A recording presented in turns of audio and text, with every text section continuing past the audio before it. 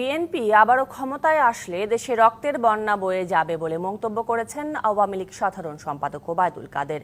সাহস থাকলে লন্ডনে বসে না থেকে তারেক রহমানকে রাজপথে আসার আহ্বান জানিয়েছেন তিনি।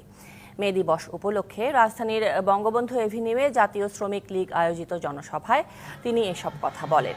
আর কেন্দ্রীয় নেতারা বলেন, সবসময় কুচক্রীদের চক্রান্তের শিকার হন পোশাক শ্রমিকরা।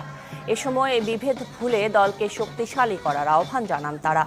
সরকার বিএনপির ভাঙন চায় না উল্লেখ করে ওবায়দুল কাদের বলেন, তাদের ঘরেই এত শত্রু, নিজেরাই ভাঙনের জন্য দায়ী হবে।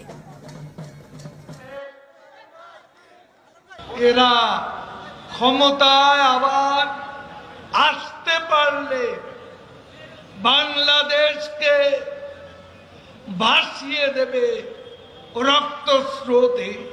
এই জঙ্গিবাদী এই